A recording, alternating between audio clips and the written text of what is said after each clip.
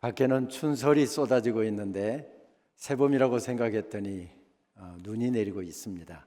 긴 겨울방학 마치고 건강한 모습으로 다시 학교로 돌아오신 한 분 한 분들 환영하고 감사합니다. 우리 옆에 분들하고 그렇게 반갑게 인사 한번 하십시다. 반갑습니다. 우리 가운데 오늘 대학부 가정이든 신대원 가정이든 새내기로 지금 첫 개강 예배를 드리신 분들이 있는데 우리가 한번 확인하려고 그러니까 오른손 살짝만 이렇게 들어서 표시해 주실까요? 예, 우리 124년 전통 민족과 함께 교회와 함께 달려온 우리 장신 공동체의 일원이 된 분들입니다. 지금까지 박수는 다 잊어라 할 정도로 함성과 박수를 뜨겁게 드리면서 이분들을 환영하도록 하겠습니다. 잘 오셨습니다. 환영합니다.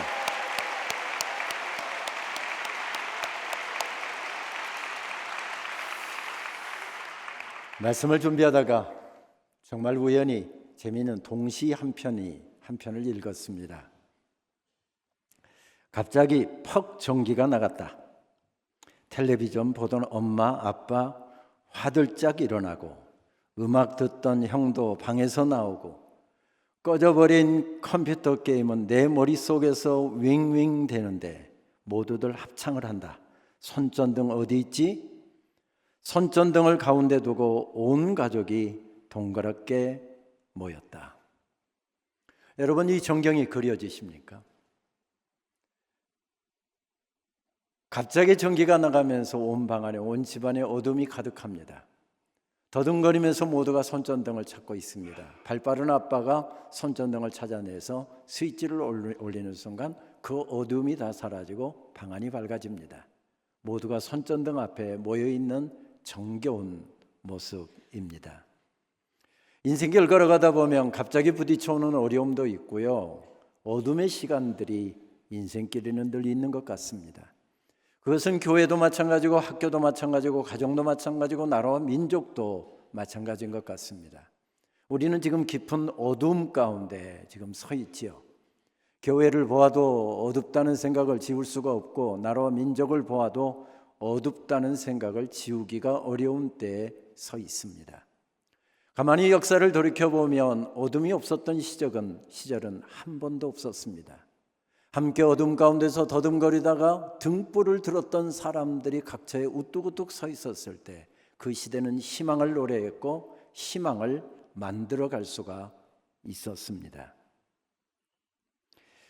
1919년 저희 학교는 큰 어려움 가운데 처했습니다. 왜냐하면 재학생과 동문들이 3.1 만세운동에 중심적인 역할을 했기 때문이었습니다. 그때 재학생들 전체 70여 명도 되지 않은 작은 학교에서 민족대표 33인 가운데 5명이 이름을 올렸고요, 48인 가운데는 6명이 이름을 올렸습니다.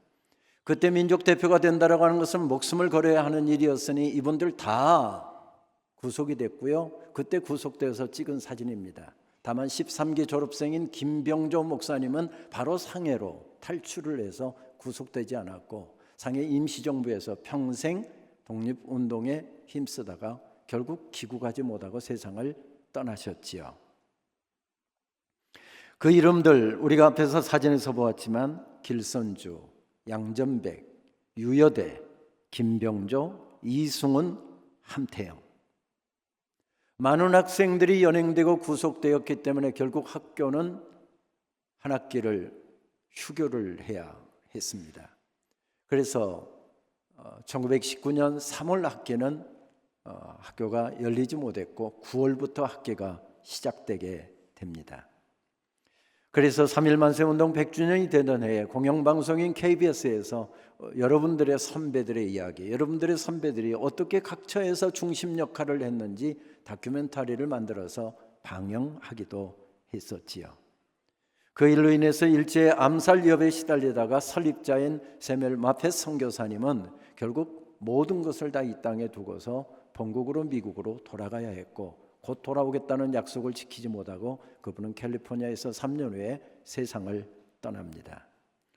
그 일로 인해서 일제의 신사참배 강요를 받아들일 수가 없어서 1938년 8월 21일에 학교는 무기한 휴교에 들어갑니다.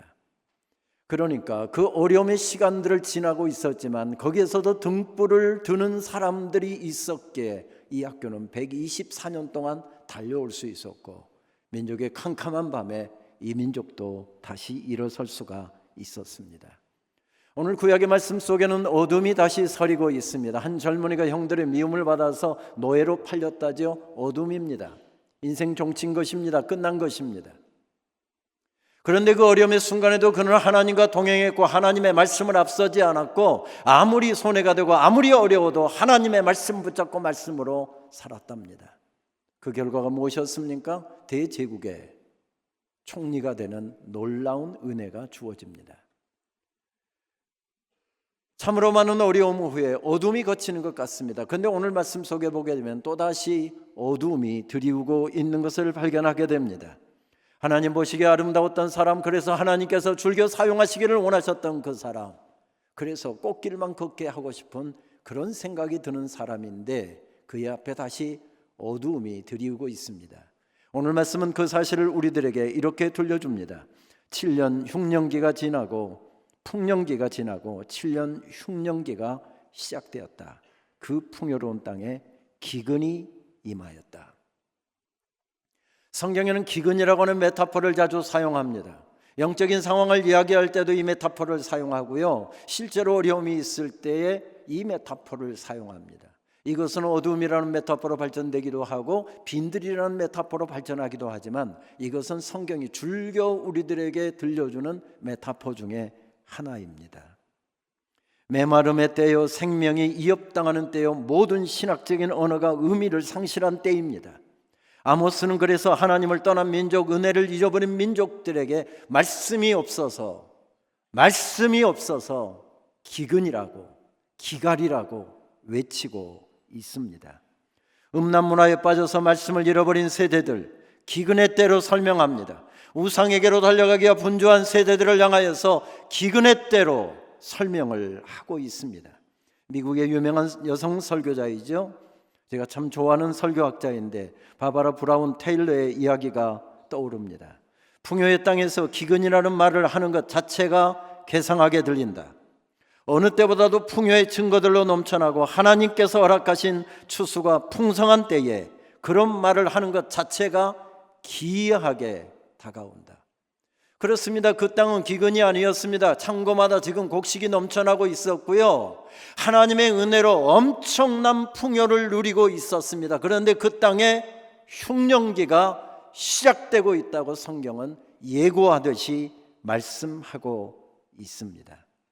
살아계신 하나님의 통치하심을 믿었던 사람, 아무리 풍요했고 아무리 잘 살고 있고 아무리 세계 최강의 나라라 할지라도 이제 기근이 임하고 있다라고 하는 사실을 그는 선포하고 있고 그것을 대비하고 있습니다. 오늘 복음서의 말씀도 어둠이 바탕을 이룹니다. 오늘 본문 바로 앞에는 사파처럼 끼어넣는 한 내용이 그것을 우리들에게 놓치지 않을 것을 요청하고 있습니다.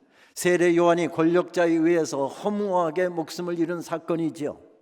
춤 잘 추는 아이에게 내가 원하는 것 해주겠다고 말했더니 하필이면 그 아이가 세례 요한의 목을 달라고 했답니다. 그래서 어이없이 끌려나가서 뭐 때문에 끌려나간지도 못하고 목베임을 당하여서 죽임을 당한 사건이었습니다. 마태와 마가는 권력자의 오만과 행포로 한 의인이 목숨을 잃었다라고 하는 사실을 선명하게 기록하고 있는데 누가는 그 사실을 언급하지 않습니다. 다만 그 사실을 잊어버리는 사람들이 있을까 싶어서 리마인딩 시키는 구조를 취하고 있는 것을 발견하게 됩니다. 하나님의 종들이 죽임을 당하고 의인이 죽임을 당하는 이 영적인 어두움이 이 본문의 바탕이랍니다. 그리고 그 다음 말씀을 보게 되면 그 어둠이 지금 제자들에게로 다 덮쳐오고 있고 예수님에게로 덮쳐오고 있는 구조로 말씀이 전개되고 있습니다.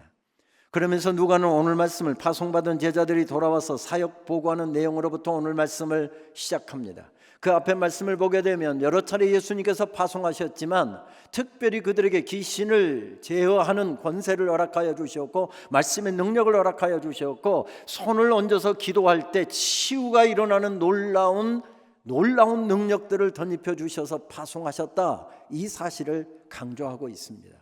정말 가서 손을 얹었더니 희한하게 병들이 고침받습니다. 하나님의 역사가 일어납니다. 귀신이 쫓겨나갑니다. 하나님의 살아계심이 전율이 느껴질 정도로 그 사역 가운데서 경험했습니다. 제자들이 돌아와서 사역보고를 했다 이렇게 간단하게 하고 있지만 행간을 읽으면 거기에 흥분된 제자들의 목소리가 들려오지 않습니까? 제자들이 감격하면서 정말 예수님의 이름으로 기도했더니 난치병이 고침받고 어려운 문제가 해결되고 세상이 주님께 돌아오는 역사가 일어났습니다. 흥분해서 사역보고를 하고 있는데 예수님은 거기에 대해서 아무 반응을 하시지 않습니다. 그리고 그 제자들을 데리고 벳세다로 가셨답니다. 아시는 것처럼 벳세다는 베드로와 안드레, 빌립의 고향이었습니다. 내 가장 가까이에서 중요한 역할을 하고 있는 제자들의 고향에 가서 그것은 또 갈릴리 호수 북쪽에 있는 아름다운 풍광을 가진 동네여서 그곳에 가서 쉬고 리트릿이라도 하면서 수고한 제자들을 격려하려고 데리고 가신 것일까요? 명확하지가 않습니다. 주님은 십자가를 지셔야 할 때가 다가오고 있었음을 알고 계셨고 하나님의 때를 따라서 이제 그 때를 준비하시기 위하여 벳세다로 가셨다라고 하는 것은 그 다음 말씀과 함께 연결해서 읽으면 분명해집니다. 그래서 바로 뒤에는 베드로의 신앙 고백이 나오고 산상병모 사건이 이어집니다. 그리고 결론처럼 말씀은 이렇게 끝을 맺습니다. 예수님께서 한적한 곳에서 기도하셨다. 예수님께서 한적한 곳에서 기도하셨다. 이 구절을 의도적으로 배치하고 있습니다. 예수님께서 한적하게 기도도 하고 좀 쉬기 위해서 벳세다로 가셨던 것은 분명해 보이고 그 다음 사역을 준비하시기 위해서 뭔가 깊은 기도가 필요해서 벳세다로 가셨던 것은 분명해 보이는데 예수님을 추적하고 수소문해서 달려온 사람들 때문에 그 계획은 다 깨집니다. 그리고 그 사람들을 보시고 예수님께서 불쌍히 여기셔서 즉석 집회가 그곳에서 열렸답니다. 그들에게 하나님 나라의 복음을 전하셨고 투병 중인 사람들도 고쳐주셨답니다. 그렇게 하나님의 말씀이 증거되고 하다 보니 예배가 1시간이 아니라 2시간, 3시간 그러면서 모든 사람들이 그곳에 생생하게 역사하시는 하나님의 임재를 경험하면서 흥분하고 있었답니다. 그렇게 날이 저물어오고 있는데 제자들이 나섭니다. 걱정의 참 목소리가 이렇게 들려옵니다. 날이 저물어가매 12 사도가 나와서 나와 여짜오되 무리를 보내어 두루 마을과 촌으로 가서 유하며 먹을 것을 얻게 하소서. 우리가 있는 여기는 빈들이니이다. 여기서 우리가 동그라미를 쳐야 될 단어는 저물어 가고 있다, 빈들이었다라고 하는 단어인 것 같습니다. 제자들 그동안 훈련받은 보람이 있는 것 같습니다. 신대원 3학년 졸업반이 되니까 이제 다른 사람도 살필 줄 알고요, 다른 사람에 대해서 기도도 더 간절해지고요, 굉장히 이제 파송받을 준비가 되어 있는 모습일 것 같습니다. 마음이 참 따뜻합니다. 근데 예수님께서는 제자들의 따뜻한 걱정의 참 목소리를 들으시고 이렇게 말씀하셨답니다. 너희가 그들에게 먹을 것을 주어라. 너희가 그들에게 먹을 것을 주어라.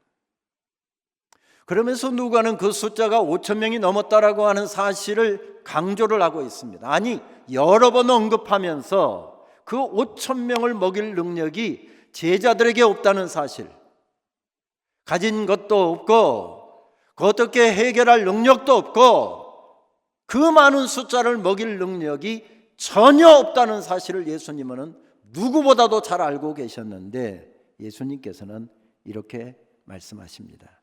너희가 그들에게 먹을 것을 주어라. 주어라라고 하는 헬라어 동사 디도미는 즉각 지금 주어라라고 하는 그런 현재를 강조하고 있는 그런 동사입니다. 나중이 아니라 지금 너희들이 여기에서 저들에게 먹을 것을 주어라 말씀합니다. 역시 졸업을 해도 괜찮은 제자들인 것 같습니다. 우리에게 떡 5개와 물고기 2마리밖에는 없습니다 라고 제자들이 답을 합니다. 예수님, 제가 어떻게 해요? 저는 못합니다 이렇게 답하지 않고요, 우리에게는 물고기 2마리와 보리떡 5개밖에 없습니다.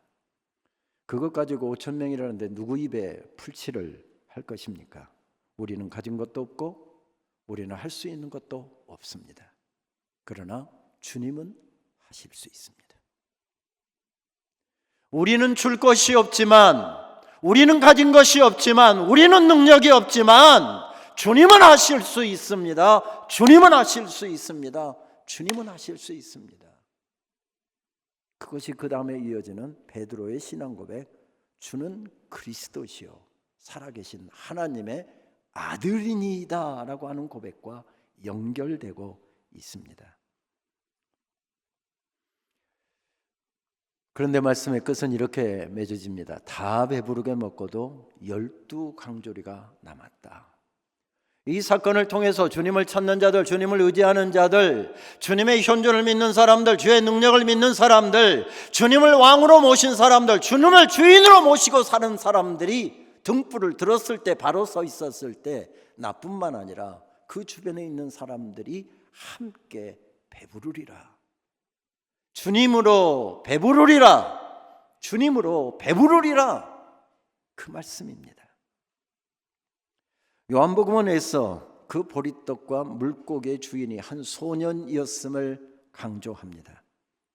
어쩌면 아침 일찍 나서는 예수님 말씀 들으러 간다라고 하는 그 소년에게 엄마가 싸준 도시락일지도 모르겠습니다. 저녁에는 배고프니까 일찍 돌아와라, 그 이야기를 했을 것입니다. 그런데 예수님의 말씀이 너무 귀해서 저녁 먹으러 갈 마음이 없어서 그걸 반으로 나누어서 반은 점심에 먹고 반은 저녁에 먹으려고 남겨놓은 것일지도 모르겠습니다. 그것을 주님께 내놓으면 자신은 저녁을 굶어야 합니다. 그 소년은 손전등을 켠 것입니다. 작은 등불을 든 것입니다. 어둠이 내려앉는 들판에 그때 주님께서 일하십니다. 그들이 다 배불리 먹었다. 그들이 다 배불리 먹었다. 오늘 우리는 2025학년도 학사력을 시작합니다. 새학기를 시작하면서 새학기를 기도로 준비하면서 계속 읊조렸던 찬양이 있었습니다. 날이 저물어 갈 때, 빈들에서 걸을 때, 그때가 하나님의 때. 내 힘으로 안 될 때, 빈손으로 걸을 때 내가 고백해 여호와 이래. 주가 일하시네. 주가 일하시네. 주가 일하시네. 주께 아끼지 않는 자에게, 아끼지 않는 자에게 주가 일하시네. 주가 일하시네. 주가 일하시네. 주가 일하시네. 신뢰하며 걷는 자에게, 걷는 자에게. 우리 모인 이곳에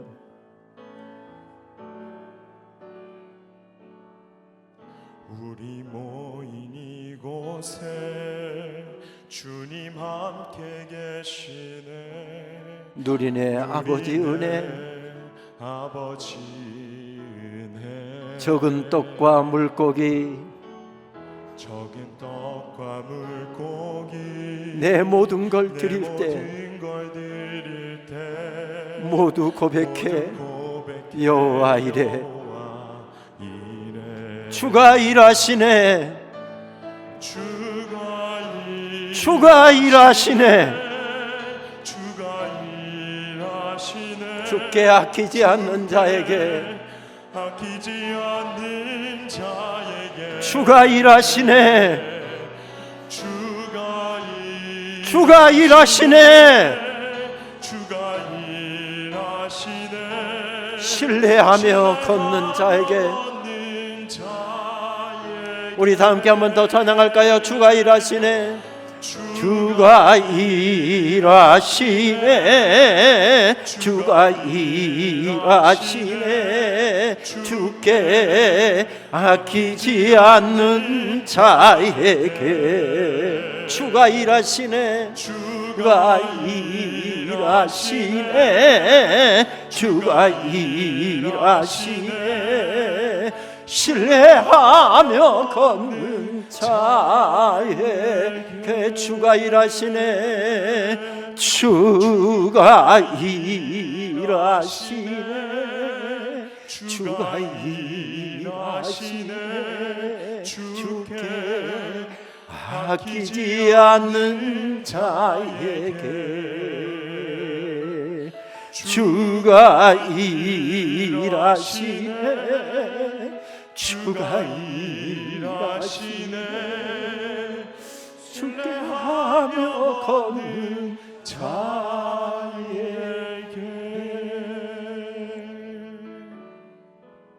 이 고백은 고등학교 2학년 때 목사 될 소명을 받고 부친의 모진 반대에도 불구하고 목사가 되기 위해서 저희 장신대 신학과의 문을 두들겼을 때 하나님께서 주신 약속이었습니다. 내 인생의 여호와 이레가 될 것이다.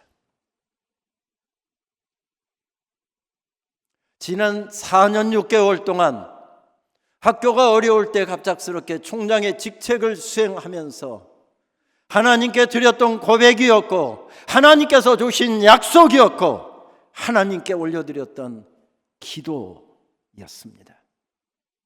바라기는 학사력을 2025학년도 학사력을 시작하는 여러분 모두의 고백이 될 수 있게 되기를 바라고 기도가 될 수 있게 되기를 바라고 아닙니다. 여러분의 평생의 사역 가운데 이것이 간증이 되고 여러분들의 고백이 될 수 있게 되기를 바랍니다. 지난 연말 갑작스러운 사건으로 우리는 깊은 어둠 가운데 있습니다. 국격은 훼손되고 피로 이룬 민주주의 가치와 헌법이 유린당하면서 정치 후진국으로 전락되는 어둠이 온 나라를 덮었습니다. 아니 우리에게만 그 어둠이 있었던 것이 아니라 전 세계로까지 타전되어서 대한민국은 갑자기 정치 후진국으로 전락하고 말았습니다. 그 어둠은 더 깊어가고 있습니다. 저도 답답함 가운데서 새해를 맞으면서 나라를 위한 기도가 유난히 간절했습니다. 주여 이 나라를 지켜주옵소서. 불의한 세력이 장난치지 않게 하여 주시고 거짓이 나라를 흔들지 못하게 하여 주시옵소서. 피로 세워진 이 땅의 민주주의를 지켜주시옵소서. 하나님의 정의와 공의가 다시 춤추는 나라가 되게 하여 주옵소서. 그런 기도를 올려드리면서 뉴스를 들을 때마다 답답함 때문에 견딜 수가 없어서 하나님 앞에 그렇게 기도했습니다. 하나님 말씀 좀 주세요. 말씀 좀 주세요. 말씀 좀 주세요. 말씀 좀 주세요. 새해 아침 그 기도가 계속되었는데 제 마음에 꽉 와닿았던 다가왔던 말씀이 시편 34편 말씀이었습니다. 깊은 어둠 가운데서 허덕이고 있던 사람들, 인생의 참으로 어려움 가운데서 허덕이던 사람이 하나님의 은혜로 다시 일어서서 올려드린 감사의 찬양입니다. 몇 번을 읽고 묵상하는 중에 눈길을 끌었던 것은 히브리어 표제어였습니다. 다윗이 아비멜렉 앞에서 미친 채 하다가 쫓겨나서 지은 시. 다윗이 아비멜렉 앞에서 미친 채 하다가 쫓겨나서 지은 시. 도대체 다윗은 왜 미친 채 해야 했을까요? 왜 침을 흘리면서 미친 채 하다가 쫓겨났고 쫓겨난 다음에 뭐가 좋아서 이런 시를 썼을까요? 도망자의 삶을 살던 다윗이 하루도 빼지 않고 끝없이 추격해오는 사울의 군대를 피할 방도가 없었습니다. 하루도 팔 편히 뻗고 잠들 수가 없었습니다.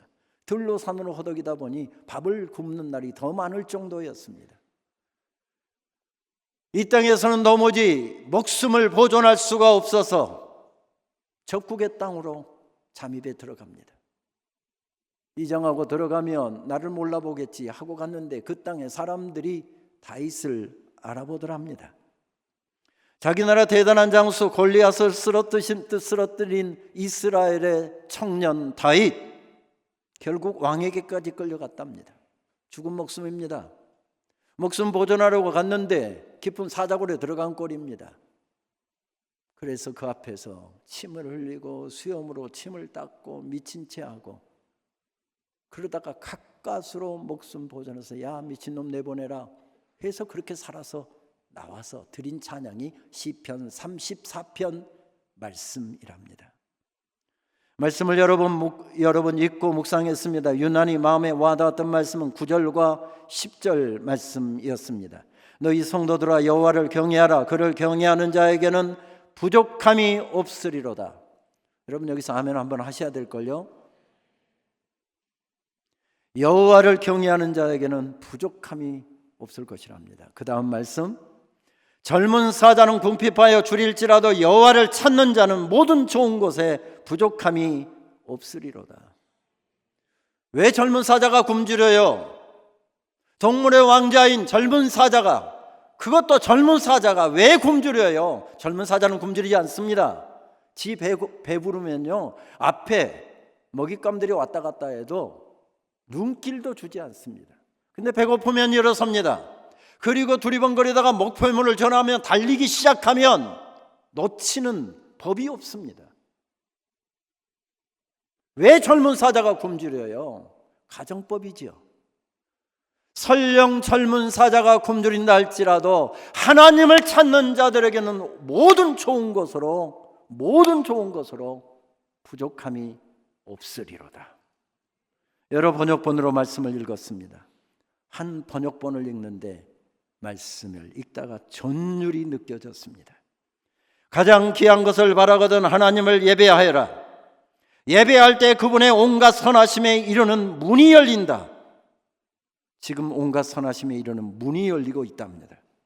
굶주린 사자들은 먹이를 찾아 헤매지만 하나님을 찾는 이들은 하나님으로 배부르리라. 하나님을 전심으로 찾는 사람들, 하나님 없이는 나는 한시도 살아갈 수가 없습니다. 하나님의 도움이 없이는 나는 아무것도 할 수가 없습니다. 하나님이 일하셔야만 내 인생이 세워지십니다. 주님께서는 하실 수 있나이다. 그래서 주님을 찾는 사람, 주님을 의지하는 사람, 주님을 예배하는 사람, 주님 앞에 엎드리는 사람이 우뚝 서 있는 그곳에서 흉년계도 풍년을 누릴 수 있고 빈들에서도 하나님의 역사를 경험할 수 있고 하나님으로 배부르리라. 하나님으로 배부르리라. 그렇게 하나님으로 배부른 사람들에게 주신 명령이 너희들이 먹을 것을 주어라. 내가 등불 들면 된다. 세상이 어둡다고 한탄하지 말고 내가 등불 들면 된다. 기도에 등불 들고 복음에 등불 들고 말씀에 등불 들고 세상과 지금 여기서부터 타협하지 않고 내게 작은 유익이 주어진다고 적당하게 눈 감고 타협하지 말고 작은 등불 내가 들면 된다. 그러면 너도 배부르고 내 주변에 있는 사람들도 함께 배부를 것이다. 가진 것이 없는데 능력이 없는데 주님은 말씀하십니다. 너희가 먹을 것을 주어라.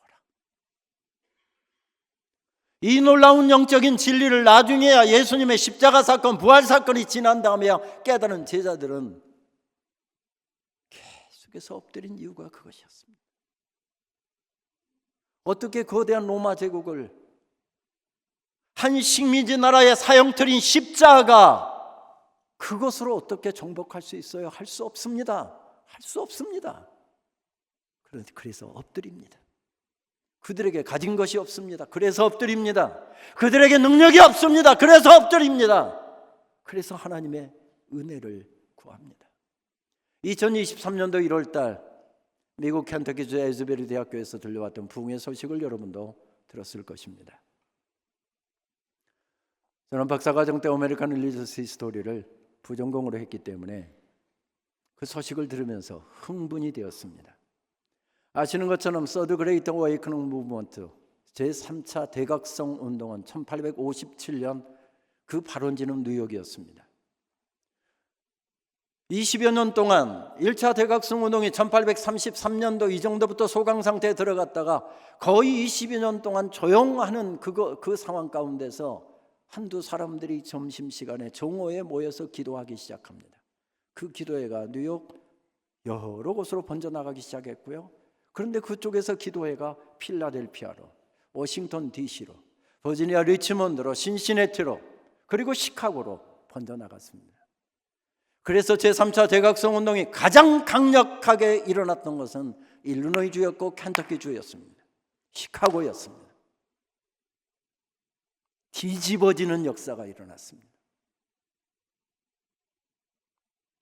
그렇게 가슴이 뜨거워졌던 사람들이 조선 땅으로 달려왔고, 가슴이 뜨거워서 견딜 수 없는 사람이 조선 땅, 평양 땅으로 달려와서 복음의 불모지인 평양 땅에 우리 학교를 세웠습니다. 그리고 그는 다시 돌아오겠다는 약속을 지키지 못하고 캘리포니아에서 죽어 공동묘지에 긴 100여 년의 긴 세월 동안 묻혀있다, 한 60여 년 동안의 긴 세월 동안 묻혀있다가 지금 우리 학교 캠퍼스에 누워 계십니다. 등불을 든 것이죠. 그런데 미국 교회가 다시 들어가고 있는데 에즈베리에서 젊은이들이 수요 예배 드리다가 갑자기 가슴이 뜨거워져서 돌아가지 않고 몇 사람이 함께 찬양하고 기도하기 시작했답니다. 그 기도 모임이 계속해서 이어졌고, 그리고 막 저녁마다 채플에 가득 차서 기도회가 계속 이어졌답니다. 미국 전역에 이 소식이 타전되면서 그 현장을 보기 위해서 미국 전역에서 사람들이 옵니다. 채플에 다 앉을 수가 없어서 창문 열어놓고 잔디밭에까지 누워서 부흥운동이 이어갔습니다. 저는 그 소식을 들으면서 2023년도 1학기를 준비하며 그런 기도를 계속해서 드렸습니다. 하나님, 1907년, 1908년 우리 1기 졸업생, 2기 졸업생들이 나와서 평양 대부운동이 시작된 대부운동을 전국으로 확산시키는 주요 역할을 했는데, 주여 우리 장로회 신학대학교도 부흥을 허락해 주옵소서. 근데 놀랍게도 2023년도 3월달 사경회가 끝난 다음에 미스바 광장에 학생들 한두 사람이 정오에 모여서 기도하기 시작했습니다. 에즈베르는 2달을 하고 멈춰섰지만 우리 학교는 2년이 넘어가도록 계속해서 이 기도회가 이어지고 있습니다. 한 달에 한 번은 밤 기도회로 모이기 시작했고요. 이번 겨울 방학 중에는 학우들이 강의실과 채플실 미스바 광장을 오가면서 기도회를 이끌어갔습니다.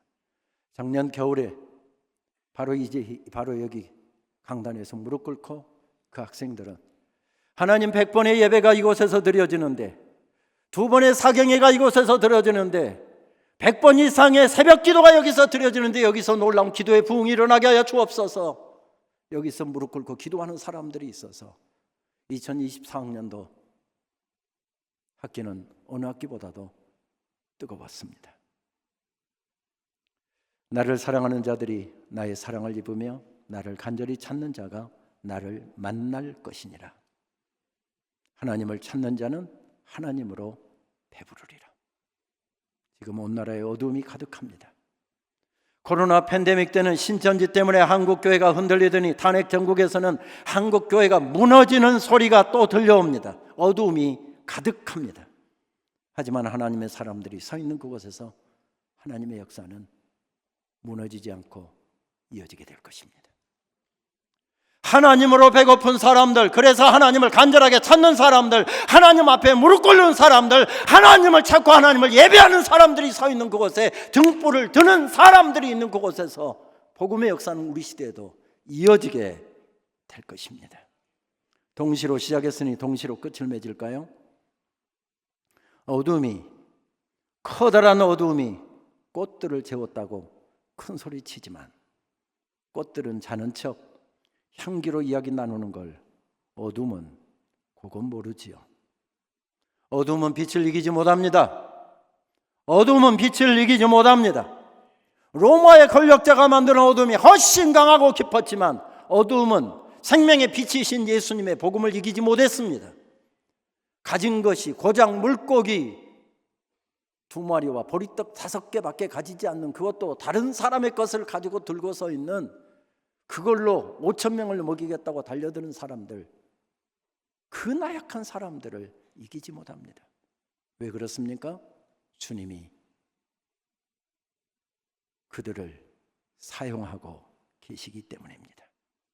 하나님을 찾는 너희들 하나님으로 배부르리라. 이번 학기 하나님을 향하여 헐떡거리시는 학기가 될 수 있으면 좋겠습니다. 예배 때마다, 기도의 자리마다, 강의실마다 하나님으로 헐떡거리면서 이 어둠의 시대를 주여 내가 작은 등불이지만 높이 들고 밝혀가겠습니다. 그런 비전과 열정을 가지고 이 학기를 세워나갈 수 있게 되기를 바랍니다.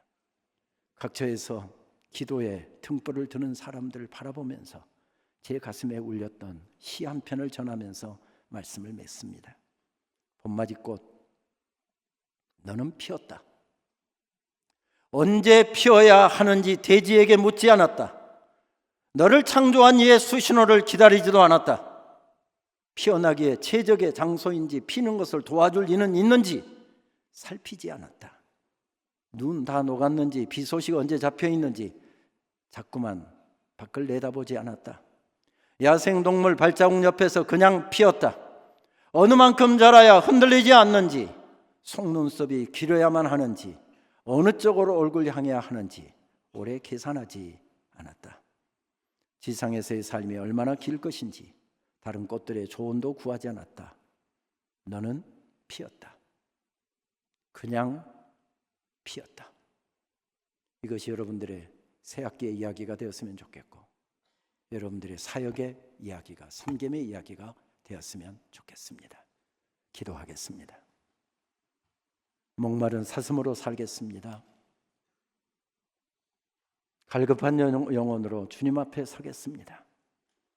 그리고 예배 때마다, 기도의 자리마다, 말씀 묵상하는 자리마다, 교제하는 자리마다, 공부하는 자리마다 들려주시는 하나님을 간절히 찾는 자는 하나님으로 배부르리라.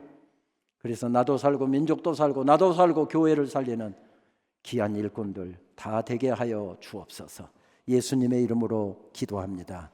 아멘.